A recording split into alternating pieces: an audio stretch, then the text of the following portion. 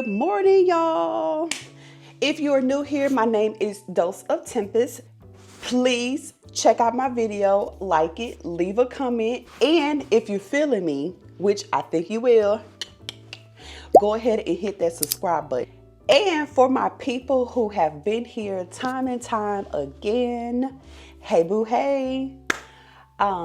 Before we go off a little bit more into this video, I want to first say thank you if you are a returning subscriber. Today I'm about to go work out. Y'all know getting back into working out for me has been slight of a struggle just because I got comfortable, super comfortable. But anyway, y'all, I have my hair twisted under here, so that's why you see the cap. Don't mind that. Like I said, I'm about to go work out, so you'll see like the little two-piece set or whatnot. I am doing a fast workout. I guess this would be called like a fast cardio.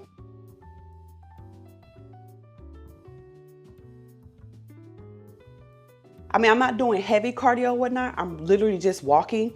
I'm using my walking pad. You guys will see it in a second if you are new here. But I realized I did not fulfill my promise of giving you guys 12 fibroid-friendly tips. I've only given you guys 2. So today, in this video, we're going to discuss the remaining 10. Now, because I have all of my tips, y'all, I wrote notes. So I will be looking down from time to time on my iPad just to make sure that I hit all of my notes and don't get to rambling, you know? So we're going to talk about the first 2, just a little recap, and then we're going to get into the remaining fibroid-friendly tips that will all encompass 12 tips. Okay, so let's jump into it.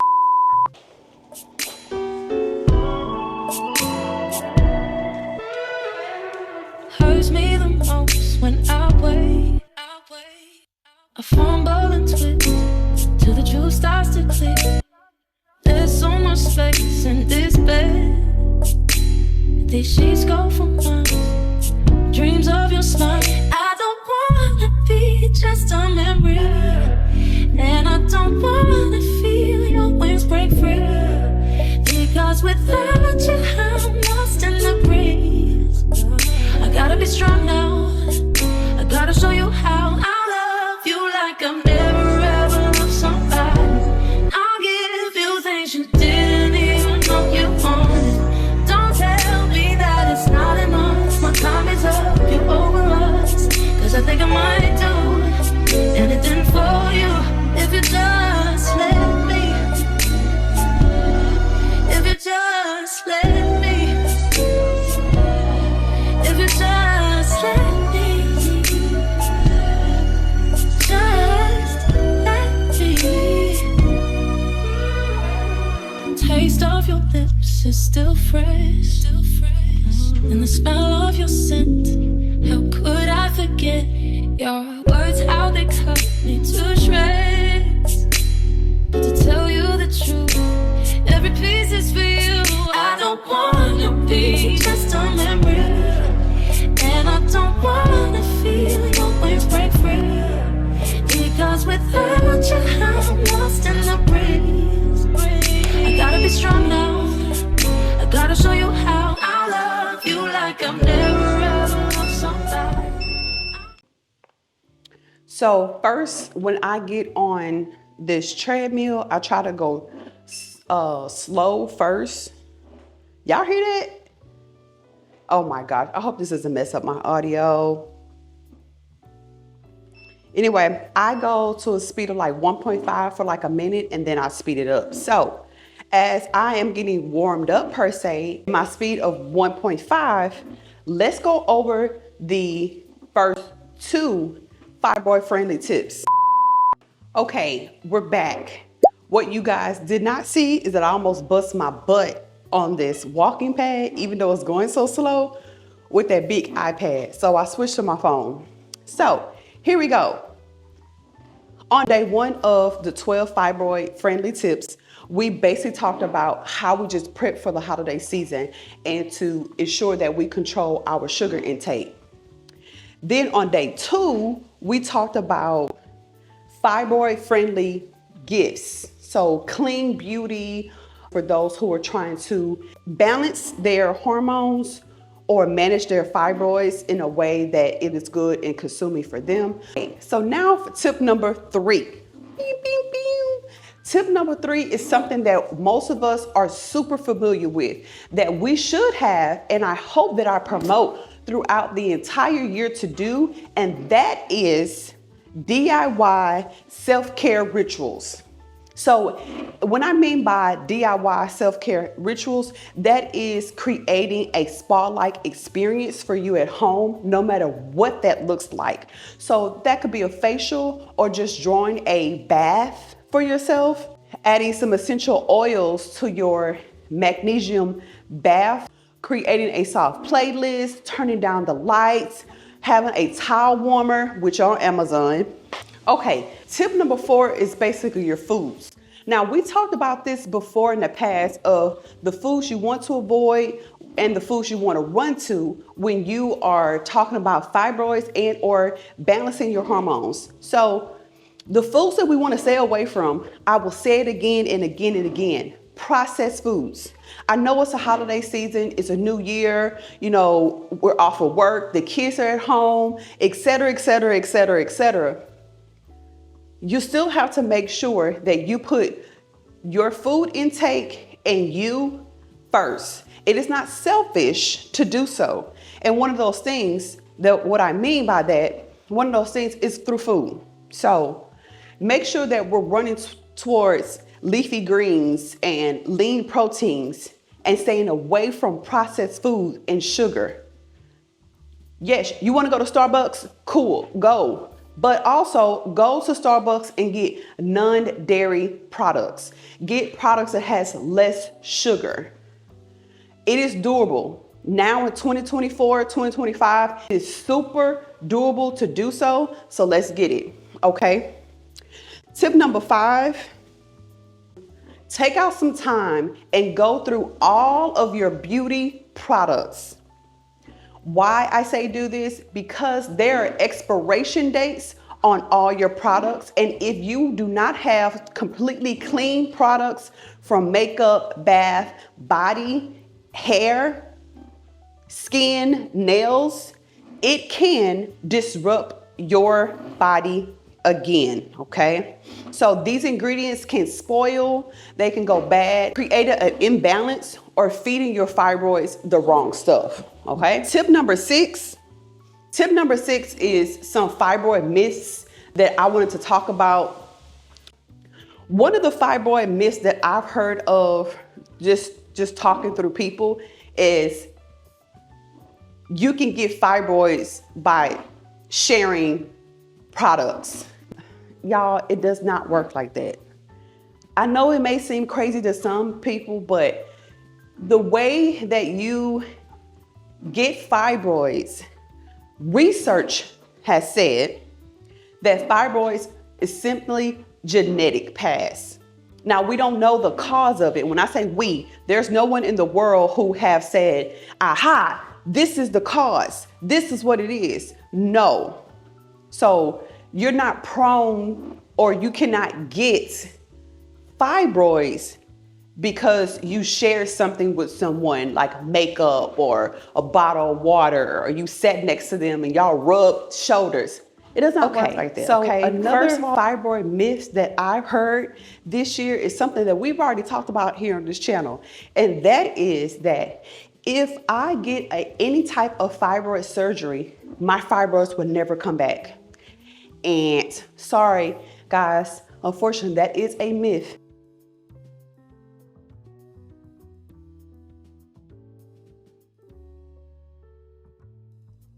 It is not a guarantee that once you get some sort of fibroid surgery, removal surgery, that they will not come back. Unfortunately, I am one of those individuals. I know plenty of females who done some sort of fibroid removal surgery. I myself have done a mammectomy and my fibroids came back. Okay, so that is a myth. The fact is, after you have surgery, you can prevent your fibroids from returning. And one of those ways is simply just taking care of yourself. It is hard. It is so much easier saying that than actually doing, because it's easier to tell someone, oh, just eat right. But when you're in the thick of it, you're at a holiday party, you're out and about with your friends, you're on vacation, you're celebrating something that happened so great in your life. It is hard to actually do those things. You definitely have to be self-conscious and mindful of all of those things day in and day out for your fibroids. Okay, what tip we on? Tip number 7 and tip number 8. Tip number 7 and 8 is to choose activities, events that will not tempt you into falling flat into those areas of consuming too much alcohol, sugar, and any of those other things. What we want to do is maintain balance and keep it even. However, if you find yourself and you have one night, one activity, one moment that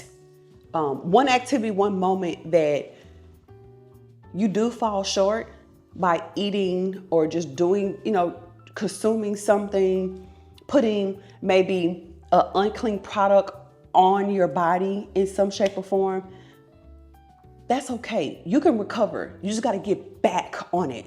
Like, the moment you mess up, jump back on it and be quick. Don't sulk. Don't beat yourself up. We don't have time for that. We've done that in the past, but now as we're trying to balance our hormones, as we're trying to manage our fibroids, we cannot do that. You messed up yesterday? Okay, cool. All right, bam, all right. Next day, jump on it. Get back in the gym, get back on your routines, get back on your vitamins, get back into eating clean, get back into clean products, get back into a routine, get back into journaling, get back into zoning out, creating some zen. There is no room for negativity. The only room that we have for ourselves is to get back on track and just stay there. So there's no need to beat yourself up or say, oh, well, I messed up yesterday, so I'm gonna mess up today. No, girl, come back. No. All right.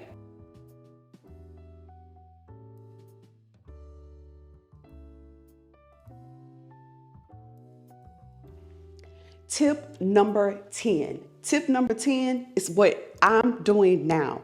I am not going to tell you guys something that I would not do myself. So here we go. Tip number 10, baby, work out. Research has shown that an increase in body fat, an increase in weight plays a big role on the growth of your fibroids. So slow down the growth of your fibroids by working out, okay? As we know, working out has so many benefits, just like drinking water. Hello. Working out, we're releasing endorphins. We love that. And we guys know endorphins is just like these happy little feelings that we have when we do something. So let's exert that energy, release those endorphins, and just do something. And it doesn't have to be all crazy. I know that Pilates is like the thing this year or lately. In the past, it was like the Peloton bike. Before then, I've heard something like kickboxing was a thing, and et cetera, et cetera. Like, no matter what the workout trend is, baby, find something that you like that you can do consistently. If it's just walking, baby, that is a full workout. Just walk consistently every day. Walk 30 minutes a day. Get a bottle of water, zone out to a podcast, a TV show, something, and just walk. No matter if it's inside, outside, on a walking pad, whatever. Do something just to move your body. I cannot stress that enough, and you guys will continue to hear me say that over and over and over and over, because it's so important and detrimental to the growth of fibroids. If you don't work out, if you don't move around, your fibroids will grow. So let's fight those fibroids, okay? All right, so tip number 11. Tip number 11 is something that hard for some of us to do. And for myself in the beginning, I had like a little rocky road of doing, but it is finding an accountability partner. Y'all, if you're one of those people who like lack trust in other individuals, you don't have a big family, or you're the new phase in your life and you just don't know how to navigate outside of fibroids, make sure you find somebody to talk to.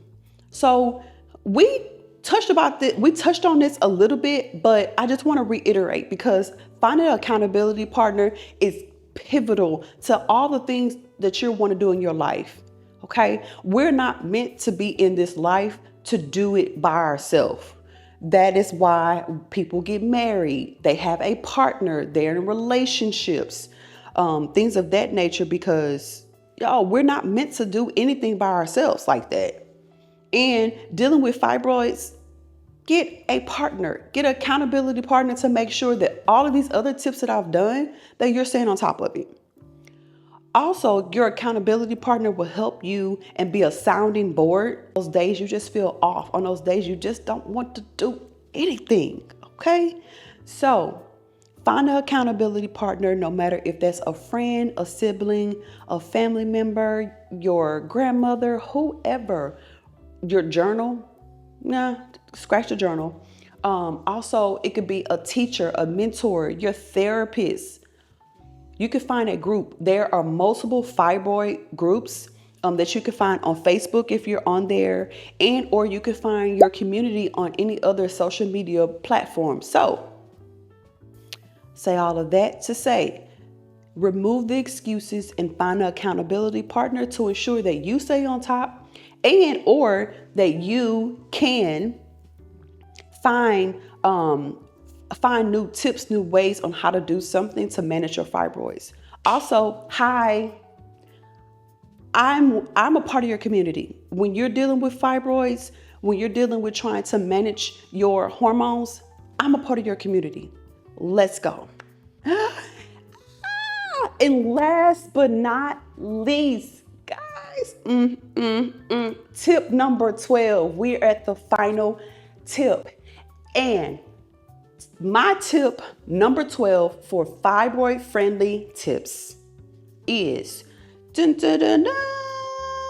reflect and plan. Reflect and plan. What we are doing, I am planning, you guys gonna see in a different vlog, a vision board party. I am throwing a vision board party for 2025 to help myself reflect on 2024 and where I want to see my life in 2025. For you, reflect on the times this year where your body felt your best. Reflect on the time of the opposite where it felt your worst. Identify those things that you did to impact that feeling, no matter if it was good or bad, to help navigate and either repeat or avoid if it's negative for next year.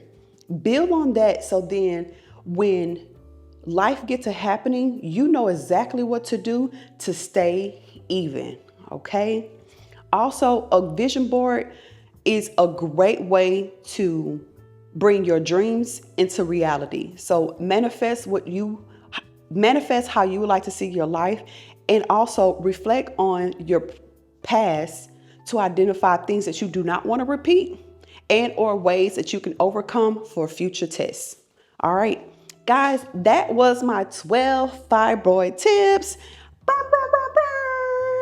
Thank you so much for joining me. I hope you guys enjoyed it and learned something here. If you have a tip that you would like to share as something that I missed, please make sure that you drop it down in the comment section. In the meantime, between time, make sure you take care of yourself. Bye.